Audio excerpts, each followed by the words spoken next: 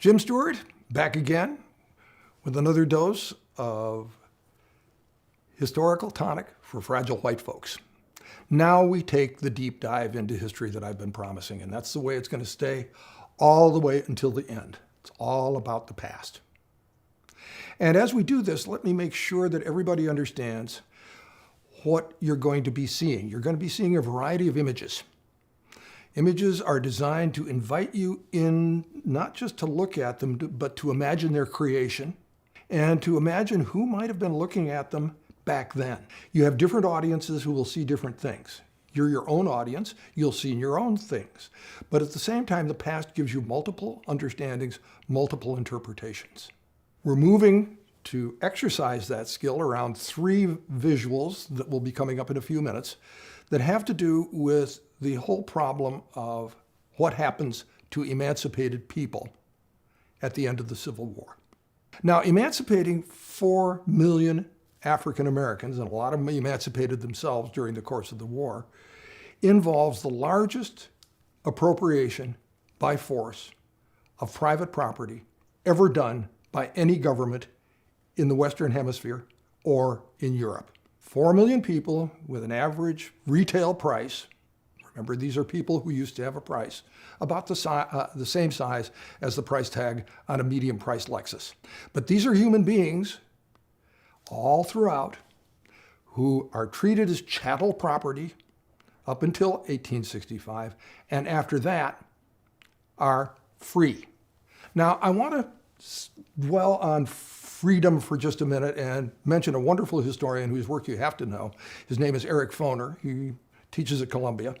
And he wrote a little book one time that was titled Nothing But Freedom, Emancipation, and Its Legacies. That title has a giant paradox in it. If you were to ask free people, recently freed, what does freedom mean? They would raise a fist or gesticulate very affirmatively and say, we want nothing but freedom. In other words, nothing to stand in the way of our dignity, our independence, our autonomy, our family integrity, and our capacity to be able to make our own choices. The difficulty is that at the same period of time, while African American people are making statements like these and working them out in their own behavior, standing right next to them are people who are white, who are accustomed to 4 or 5 generations of owning those black people. So when the question of freedom comes up to them, the answer is, I will give them nothing more than technical freedom. Nothing narrow, but freedom, as opposed to an ample definition of freedom, which is the freedom that African Americans want. The other thing we have to know about after 1865 is that in order to be able to create this set of circumstances where masters are living right next to formerly enslaved people and coming up with totally different definitions of what freedom means, the cost of all this was 675,000 Americans, a total casualty number that is greater than the sum total of who was lost in World War I, World War II, Korea, and Vietnam. The event is the most cataclysmic thing that you can think of, and everybody is going to draw meaning out of this event throughout the whole time that we're doing these mini lectures.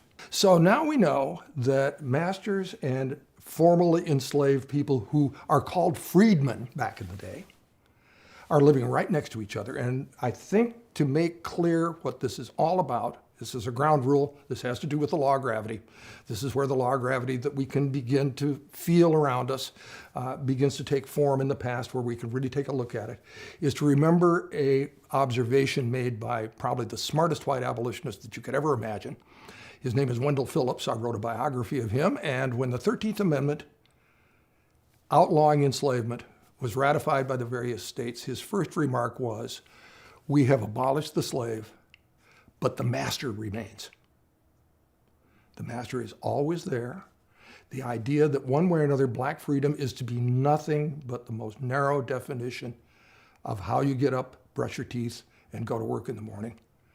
Whereas the African American definition is nothing but freedom, which means an ample opportunity to get up, brush your teeth in the morning, and go out and face a world of opportunity and a world of positive feelings of equality with every other American citizen.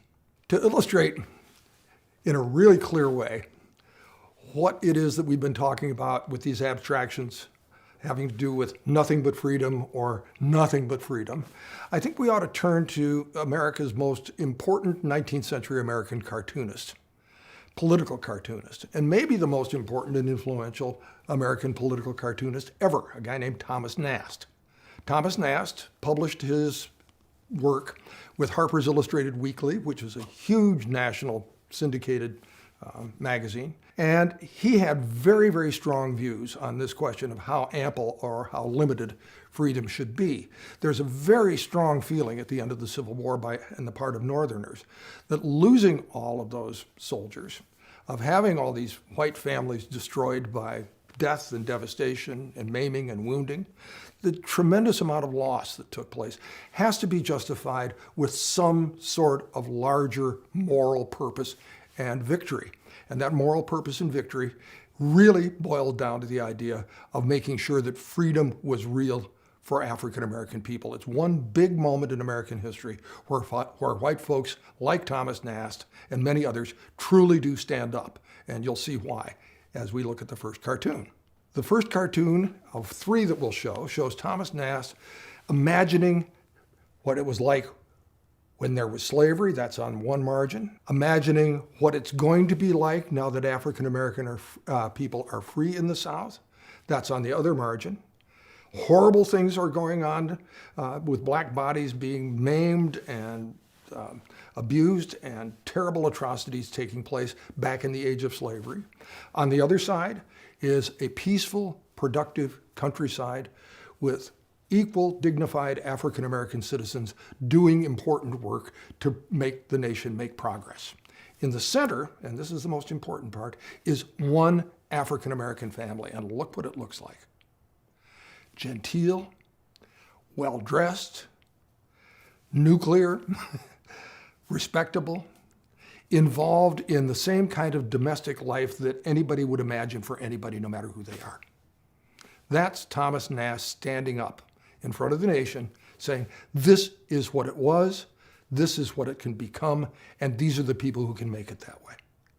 That's called being a radical Republican who's very pleased that slavery is gone and very much interested in making sure that the price of removing it is worth it as a moral struggle by having African American equality. Here's Thomas Nast saying exactly the same thing again, but in a different way, and moving the target upward towards citizenship. Because there's Lady Liberty. She's the same lady who's going to become the Statue of Liberty a little bit later on. And there she is presenting an African American soldier who may be an amputee, you can't tell quite from the image, and giving a benediction to the soldier and asking the world, why not this man? This is a representation of all the African American people who have joined in to fight courageously for the Union cause. They've proved their citizenship, if that ever needed to be done, over and over again. And so why not this man is a question of why is there not political equality for African American people in the United States as there is for all other people, Indians accepted, always.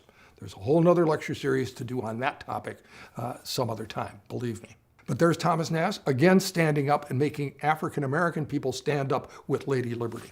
Look at this particular cartoon. Remember my quoting of Wendell Phillips? We've abolished the slave, but the master remains. That master comes from a family that's used to owning, buying, selling, whipping, and exploiting black bodies. Now that those black bodies are no longer owned, the question of how narrow freedom can become is demonstrated by Thomas Nast's objection to the immediate white response in the South to emancipation, which was the creation of the Ku Klux Klan and other terrorist groups that are called, generally speaking, the White League.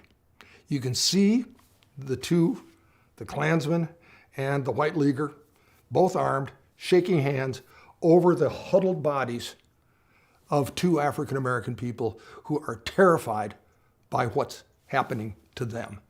And the whole statement that Thomas Nast is making there is one of absolute rage at the idea that the law of gravity in its newest form is being applied in the Deep South to newly emancipated people.